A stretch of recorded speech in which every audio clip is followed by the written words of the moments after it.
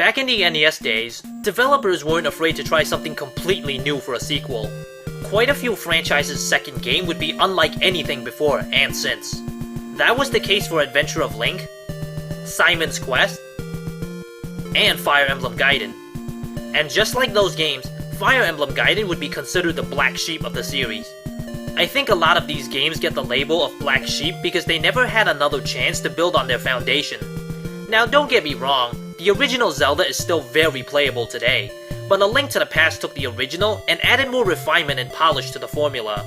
If only more of these black sheep were given the chance to do the same rather than being completely abandoned, they could shine just as brightly. Fire Emblem Gaiden should be considered lucky because it would reach a compromise. Take everything you know about the first Fire Emblem and throw it all out the window. Tightly interwoven mechanics that prevent RPG-like leveling? Gone. A simple map-based world? Gone. Linear story progression? Gone. Permanent death? It's still here. While minor details like certain classes or weapons tend to change from game to game, this game does that and so much more. You'll get moments like, whoa, an archer can attack up close against melee units and have extra attack range? What? Magic now uses up a character's HP? Wait, did I just run into a random battle? There are plenty of moments like these that'll shock longtime Fire Emblem players. Still, the game retains enough elements that makes Fire Emblem, well, Fire Emblem. You're not going to confuse it with Final Fantasy anytime soon. The most drastic change is an explorable world with towns you can walk around in. A feature also seen in Shining Force. Though the towns are incredibly basic, even by NES standards. I can see how having a town might make the player feel more immersed in the game's world, but in the case of Fire Emblem Gaiden, it felt more like a dragged out version of the village visits from the other games. They did use this to create some simple dungeons and even a lost woods to travel through. This is one of the features that was never reused. And given the tightly woven story progression of the Fire Emblem games, it was probably for the best. The way the story progresses in the other games is that you get some story at the beginning of the chapter, run into the occasional village and or character during your battles, beat the boss, and then learn more about the story before moving on to the next chapter. Fire Emblem Gaiden gives you story at the beginning of a chapter, but once you win a battle, you just move on to the next fight. You can complete 5 or 6 battles without any story to go with them. You won't learn more of what's happening until you visit a very specific area or reach the end of a chapter. In this game, a chapter isn't a single chessboard-style map. It also had a Super Mario 3-like overworld map in addition to the chessboard maps. The chapter is over once you beat the last boss at the end of the overworld map.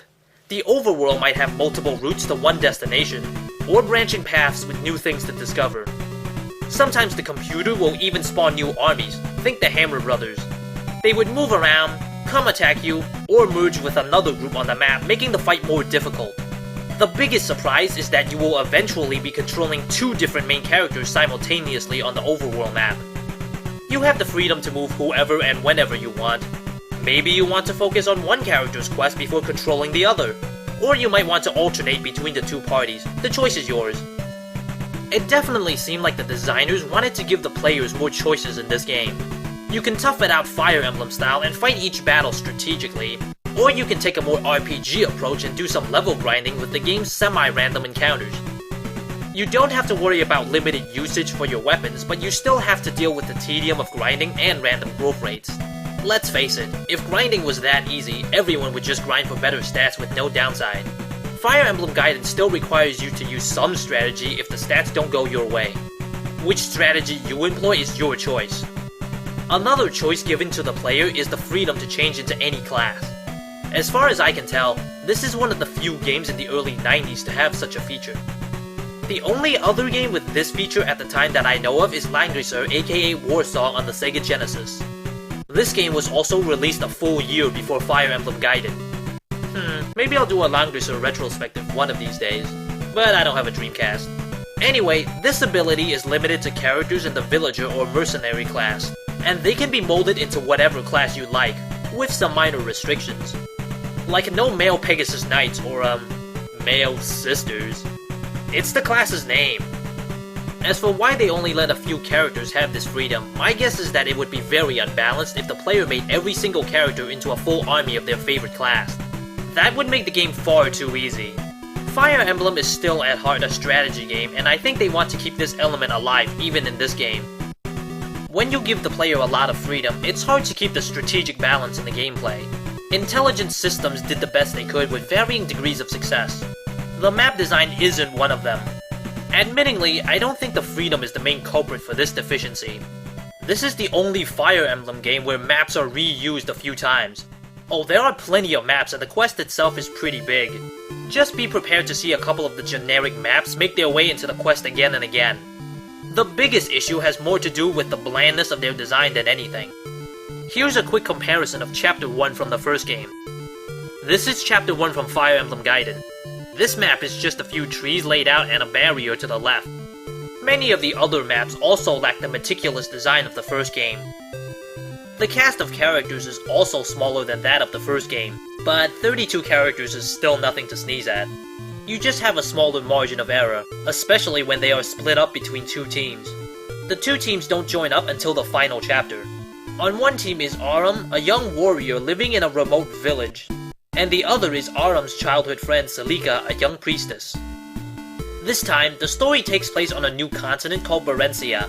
The continent is inhabited by two sibling gods, Milla and Doma. The two of them warred with each other because of a disagreement. The war finally came to an end when the gods made a pact that split the continent into two kingdoms. The north was the kingdom of Rigel, and the south was the kingdom of Sophia. 1,000 years have passed since the pact, and now a coup has taken place in Sophia. With the royal family dead and the goddess Milla missing, drought and famine ravaged the land. During all this, the northern kingdom of Rigel is eyeing its neighbor looking for a chance to attack. Aram joins a rebel force to liberate Sophia and fight back the invasion from Rigel, while Celica goes to seek out the goddess Milla to find out what is killing their land. On the surface, the plot sounds decent enough, but the actual story is disjointed and vague.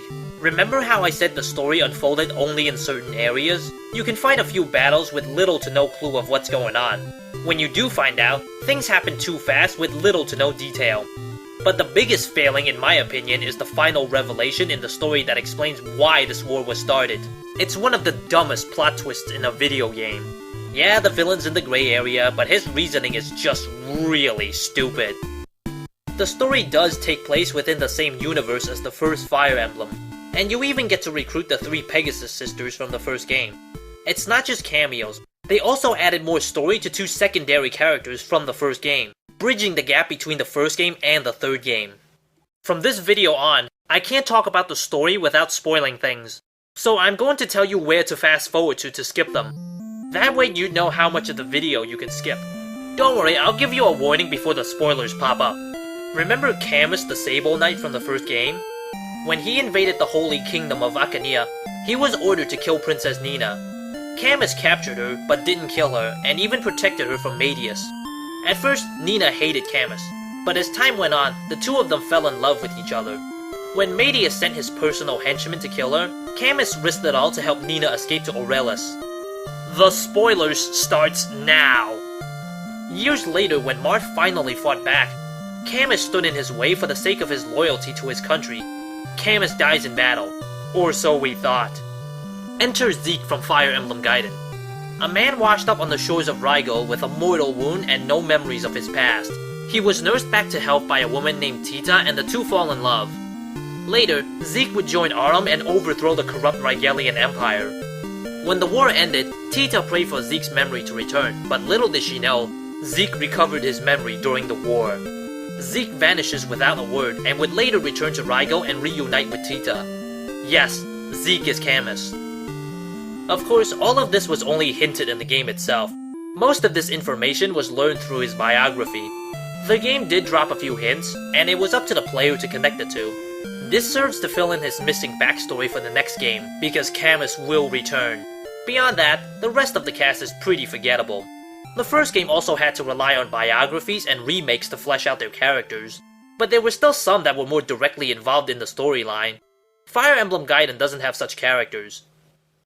Since this game's story takes place in the same universe as Marth's story, the Fire Emblem itself doesn't make an appearance.